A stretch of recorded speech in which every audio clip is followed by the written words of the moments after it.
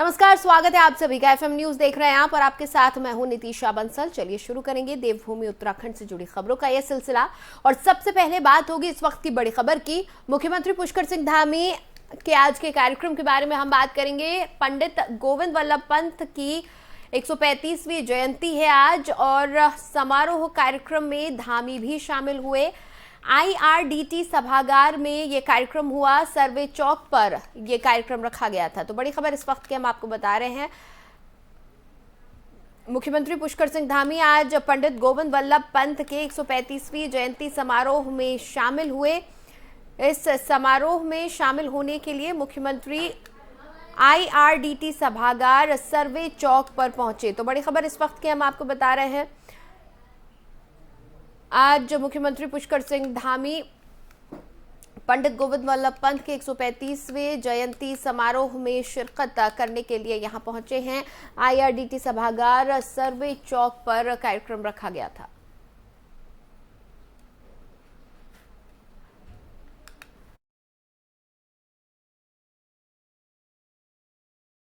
इस वक्त के हम आपको बता रहे हैं आज गोविंद वल्लभ पंत जी की पंडित गोविंद वल्लभ पंत जी की 135वीं जयंती थी और इस मौके पर एक भव्य समारोह का आयोजन किया गया था। इस समारोह में शिरकत करने के लिए मुख्यमंत्री पुष्कर सिंह धामी भी यहां पर पहुंचे गए थे। समारोह IRDT सभागार सर्वे चौक पर रखा गया था, जहां पर मुख्यमंत्री पुष्कर सिंह धामी ने संबोधित भी किया लोगों को।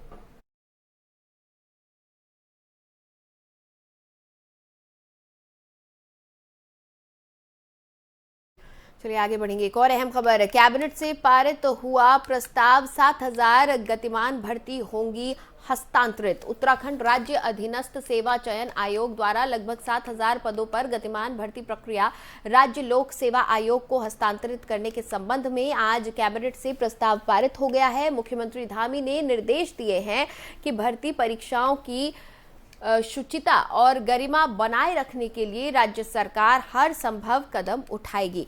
इसी दिशा में आगे बढ़ते हुए सरकार ने इन भर्तियों को राज्य लोक सेवा आयोग से कराने का निर्णय लिया है। मुख्यमंत्री ने शीघ्र ही भर्ती परीक्षाओं का एक कैलेंडर जारी कर भर्ती प्रक्रिया प्रारंभ करने के निर्देश दिए हैं। तो बड़ी खबर इस वक्त की हम आपको बता रहे हैं।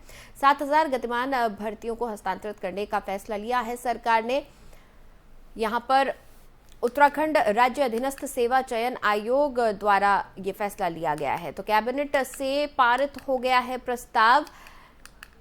7000 गतिमान भर्तियां हस्तांतरित होंगी। उत्तराखंड राज्य अधीनस्थ सेवा चयन आयोग द्वारा लगभग 7000 पदों पर गतिमान भर्ती प्रक्रिया राज्य लोक सेवा आयोग को हस्तांतरित करने के संबंध में आज कैबिनेट ने प्रस्ताव पारित कर दिया है। मुख्यमंत्री धामी ने निर्देश दिए हैं कि भर्ती परीक्षाओं की शुचिता और गरिमा बनाए रखने के लिए राज्य सरकार हर संभव कदम उठाएगी। इसी दिशा में आगे बढ़ते हुए सरकार ने इन भर्तियों को राज्य लोक सेवा आयोग से कराने का निर्णय लिया है।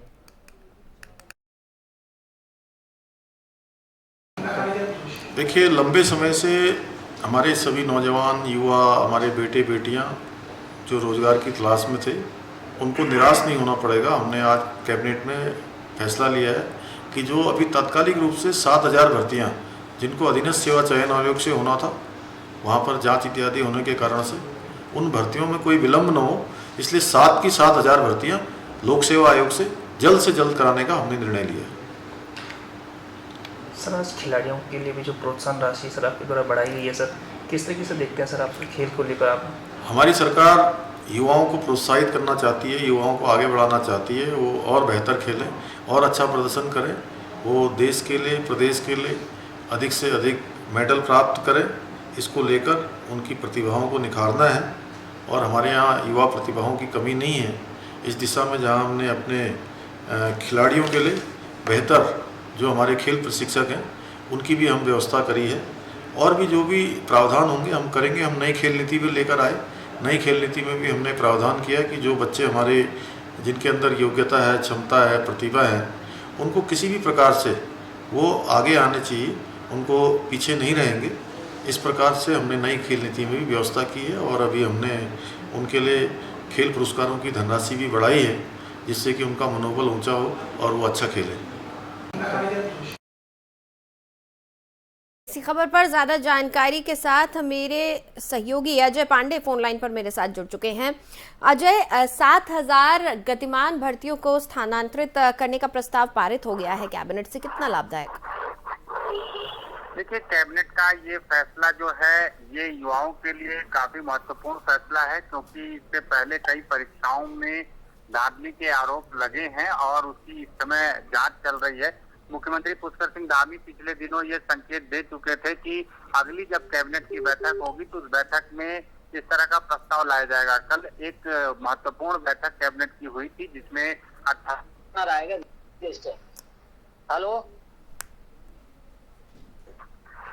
जी,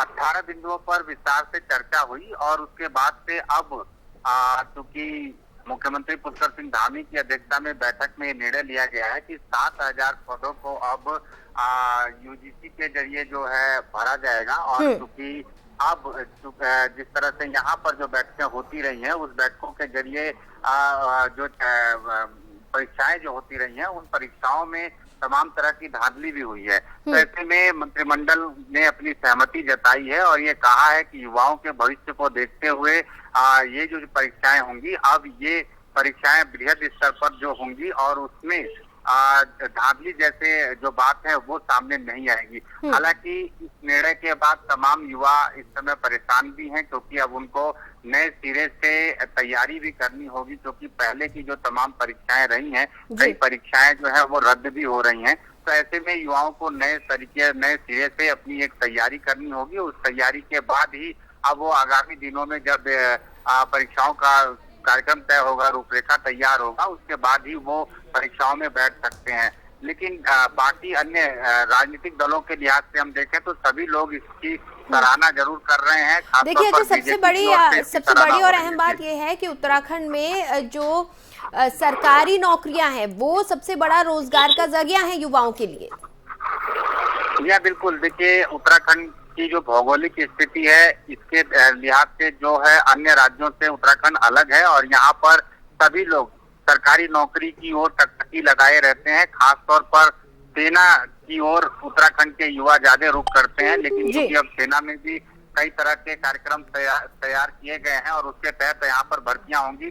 तो अब जो बाकी के युवा हैं वो बाकी अन्य विभागों में जाना चाहते हैं, वो किस तरह से उनका वहाँ पर समायोजन होगा, किस तरह से उनकी तैयारी रहेगी, किस तरह से उनकी परीक्षाएं होंगी, ये तमाम ऐसे विषय हैं जिनको लेकर के सरकार ने अब नए सिरे से मंथन किया है। और कैबिनेट की बैठक में मुख्यमंत्री पुष्कर सिंह धामी ने ये इस पर मुहर लगाई है और अभी फिलहाल जो फौरी तौर पर जो 7,000 भर्तियां हैं जिनको लेकर के कार्यवाही चल रही थी उन भर्तियों को अब चूंकि अब उत्तराखंड अधीनस्थ जन सेवा आयोग हो गया या उत्तराखंड पब्लिक सर्विस कमीशन की ओर से नहीं होगा, जबकि इन परीक्षाओं को अब केंद्र के स्तर से कराया जाएगा और इसके लिए रूपरेखा तैयार की जा रही है। ठीक है। और संजय, एक और अहम खबर इस वक्त है, आप हमारे साथ बने रहिएगा। एक और अहम खबर है,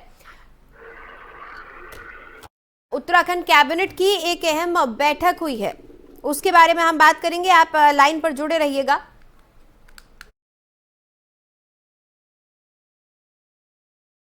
तो मुख्यमंत्री पुष्कर सिंह धामी की अध्यक्षता में कैबिनेट की बैठक हुई है। कैबिनेट ने 18 प्रस्ताव पर मोहर लगा दी है, जिसमें मुख्य रूप से उत्तराखंड राज्य सरकार ने बड़ा फैसला लेते हुए समूह ग के करीब 7,000 पदों पर भर्ती परीक्षा किए जाने को लेकर उत्तराखंड लोक सेवा आयोग से कराने का निर्णय लिया है। हालांकि इस समूह की जो भर्ती है उसके लिए अभी तक यूकेएसएसएससी में नियम से उसी नियम के अनुसार उत्तराखंड लोक सेवा आयोग भी इन परीक्षाओं को कराएगा। वन टाइम सेटलमेंट को अगले कैबिनेट में लाने के निर्देश इस बैठक में दिए गए।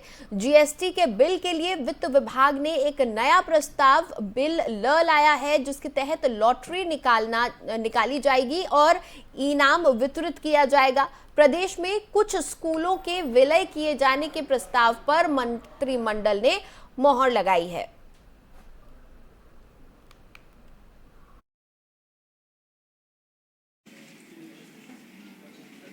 इसमें मैंने बताया आपको कि 1187 पद ऐसे हैं जिसमें अभी विज्ञापन किया जाना था यूकेएसएससी के द्वारा, उसको लोक सेवा आयोग के माध्यम से करवाया जाएगा। इसके अलावा 5340 पद ऐसे हैं जिसमें 13 परीक्षाएं शामिल थी, जिसमें विज्ञापन हुआ था परंतु परीक्षाएं नहीं हुई थी। इसमें भी अब ये लोक सेवा आयोग के माध्यम से कराई जाएंगी। इसके अलावा लगभग 770 पद ऐसे हैं, 5 परीक्षाएं 770 पद जिसमें एग्ज़ाम हो गया था परंतु रिजल्ट डिक्लेयर नहीं हुआ था, इसको भी लोक सेवा आयोग के माध्यम से इसको कराया जाएगा। माननीय मंत्रिमंडल द्वारा ये भी एक महत्वपूर्ण निर्णय लिया गया है कि जिन अभ्यर्थियों के द्वारा फीस जमा कर दी गई थी उनकी फीस दोबारा से लोक सेवा आयोग में नहीं ली जाएगी। इसके अलावा 2 बिंदु और अति महत्वपूर्ण हैं जिसको मैं आपके सामने प्रस्तुत करना चाहूँगा।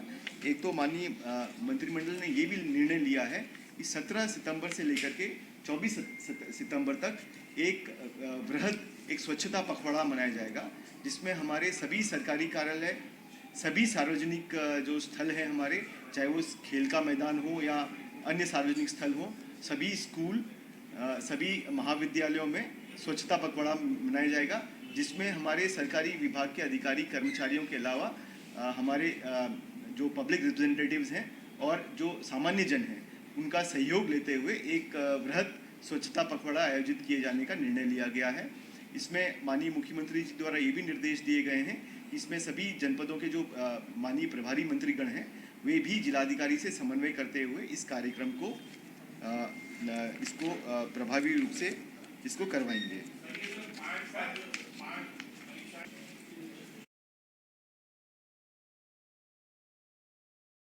सहयोगी अजय लगातार मेरे साथ फोन लाइन पर जुड़े हुए हैं। अजय, 18 बिंदुओं पर मोहर लगी है उत्तराखंड कैबिनेट की इस बैठक में।